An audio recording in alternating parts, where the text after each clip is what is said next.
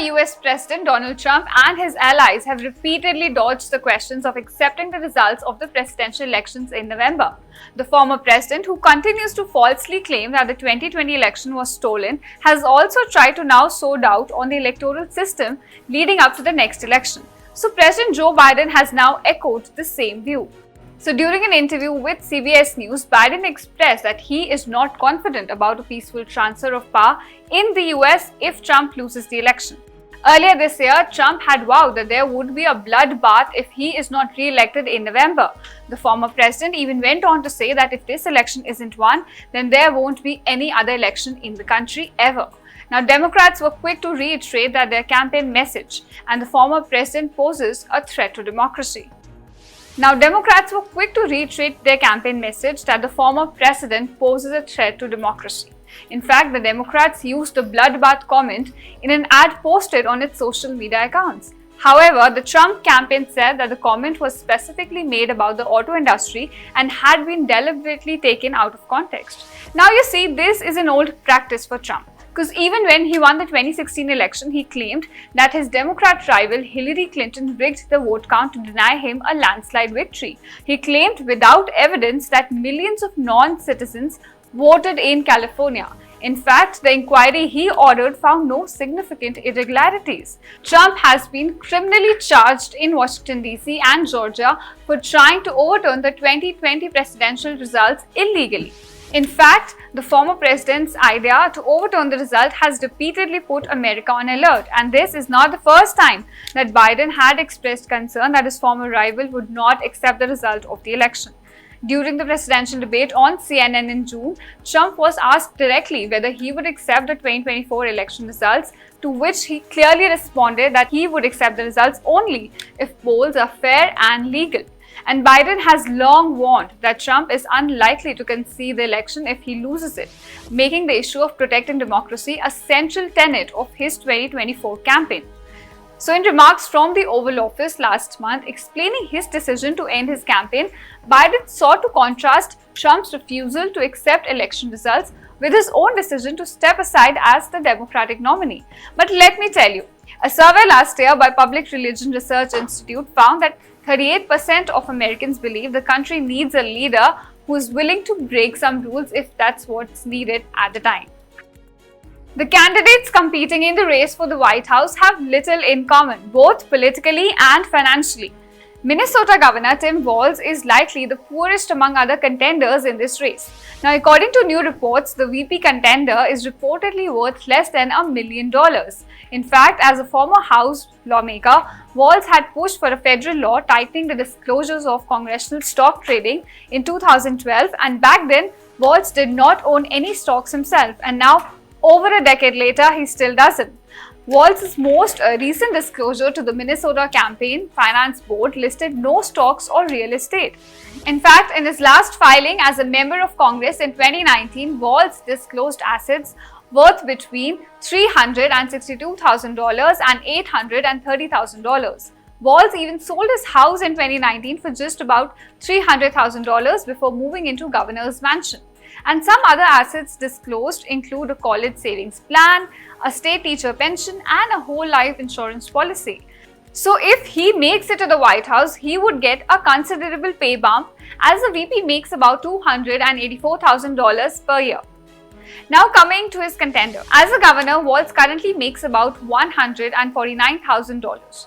Meanwhile, his Republican rival J.D. Vance has disclosed a new worth, and that is between $4 million to about $10 million. According to Forbes, Vance owns about 2 houses, one in Cincinnati and the other one in Virginia, and both of these mansions cost over $1.5 million. Now coming to the presidential picks. Kamala Harris's lengthy career as a state prosecutor and US Senator, combined with her successful stint as the Vice President, shows that her net worth is significant, though still less than that of her Republican rival. According to various reports, Harris has a net worth of about $8 million. When she ran for president in Democratic primary in 2020 elections, Harris's net worth was estimated to be about $6 million. And at the time she released 15 years of her personal tax returns, the most of any 2020 presidential candidate. Now, Harris is in pole position to take on Donald Trump for a presidency, a man who has long fought to keep his tax records private. But his enormous fortune is no secret. Republican nominee Donald Trump is worth about $5.7 billion, ranking 500th on the Bloomberg Billionaires Index. Trump's wealth largely stems from real estate, spanning residential buildings in New York City to golf courses and hotels around the world.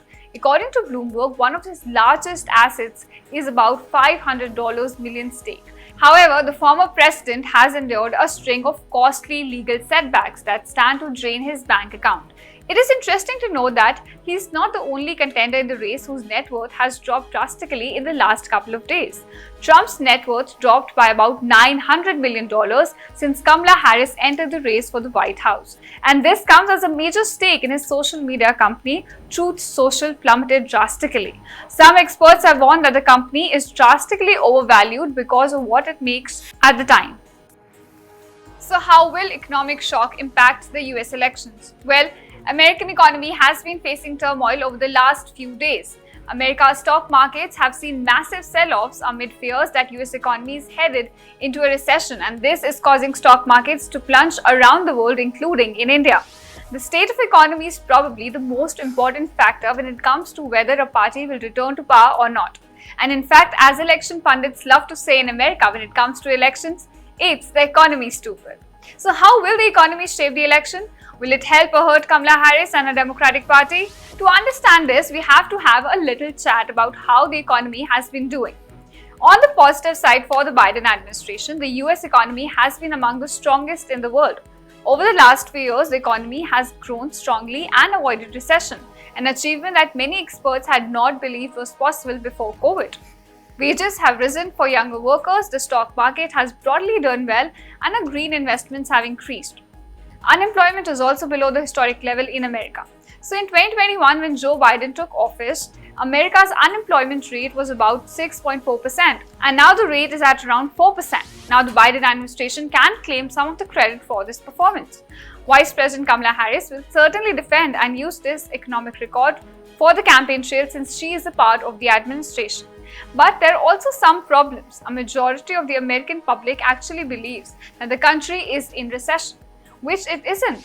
Less than a quarter of Americans think that economy is good, while over a third think that economic conditions are poor. Inflation, which remained high throughout the Biden's presidency, has undoubtedly hurt the average American. And while inflation has come down recently, it has still had a major impact on why Americans feel the economy isn't doing really well. Unemployment has begun to go up recently, and it was the slowdown in jobs growth that recently triggered the stock market sell-off. Donald Trump and the Republican Party lost no time in attacking Harris for this. So with this mixed picture, what will happen in the November elections? Experts say it's just a bit too early to decide since the polls are over 3 months away and economic indicators can always change over the near future. But they also warn that the next month will be crucial for the US economy and politics. If the slowdown continues or worse, turns into a recession, Kamala Harris and Democrats will find it much harder to make the case that the economic policy has been a success. Meanwhile, Trump and his running mate JD Vance will be doing their utmost to convince Americans that the economy in a rut that only Republican Party can fix. Understanding the US election process can be like piecing together a complex puzzle. From the early campaign trail to major moments on the election day, it's a journey full of strategic moves and critical decisions. So to break it down for us, let's toss it over to Nia Shukla, where she takes us through each step of the election process.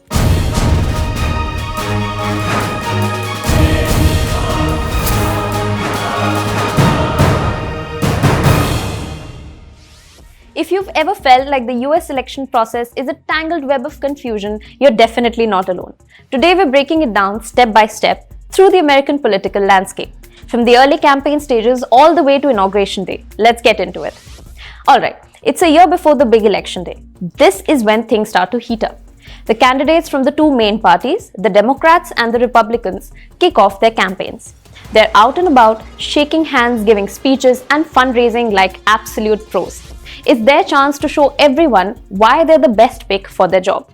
Almost like a nationwide tour where the goal is to rally support and build a team.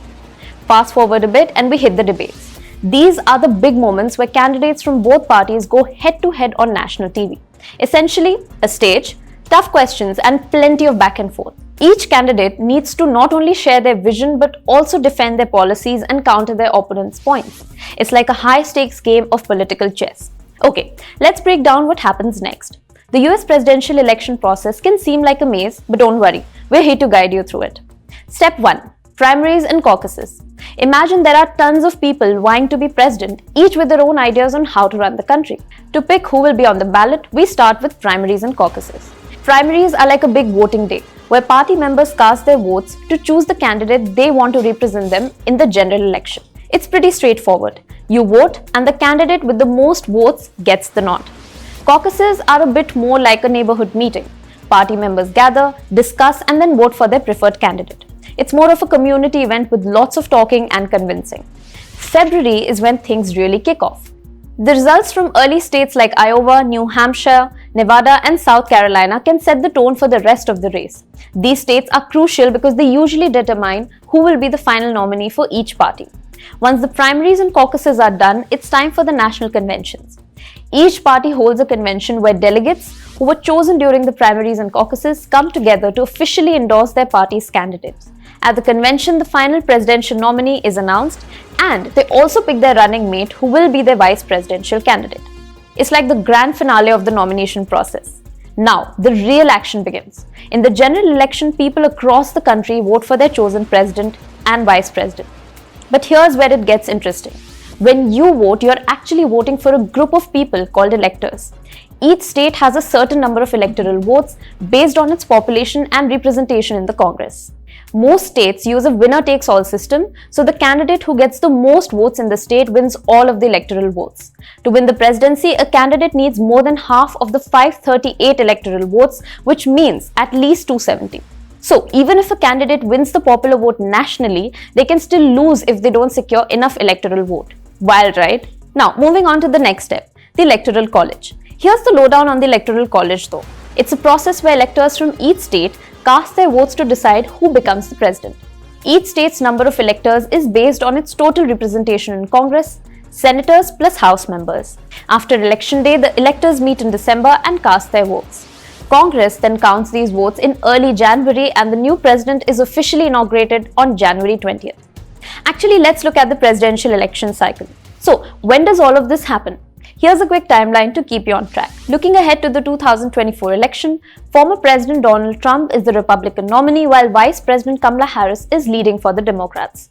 While the presidential election gets the spotlight, remember that the Congress, both the House of Representatives and the Senate, is also up for grabs. The composition of Congress can influence how smoothly a president can push their agenda. And there you have it, the US election process cracked open. Time now for some quick updates from America's political landscape. First up, J.D. Vance is on an attacking spree. He slammed the military record of Tim Walz, saying that when he was asked by the US military to go to Iraq, he took the decision to drop out and stay in the country. In fact, the US Senator from Ohio was deployed to Iraq as a military journalist, and despite his title of combat correspondent, he did not actually experience combat. While Walz was in the National Army Guard for about 24 years in infantry and artillery, and he was deployed in response to national disasters on US soil as well as in Europe. Next up, Republican presidential nominee Donald Trump and GOP lawmakers have been attacking Minnesota Governor Tim Walz, and this has been about his record of handling the rioting in his state over the murder of George Floyd in 2020. But now a phone call has revealed that how the then President Donald Trump actually thought differently. In a call with governors that included Walz, Trump praised his handling of the situation and said that he was very happy with it. In the audio, Trump can be heard saying, "I know Governor Walz is on the phone and I fully agree with the way he handled it in the last couple of days." And at last, Donald Trump has announced an upcoming major interview, and this is with none other than Elon Musk. So Donald Trump shared a sweet and sour relationship with Elon before the Tesla CEO publicly endorsed him. And the endorsement came just after an assassination attempt on Trump at a campaign rally in Pennsylvania. In fact, Trump, who was not fond of electric vehicles, has now taken a U-turn, stating that he's up for electric cars as Elon has endorsed him very strongly. So that's it on this segment of Race for the White House. Stay tuned to India Today Global for more such updates.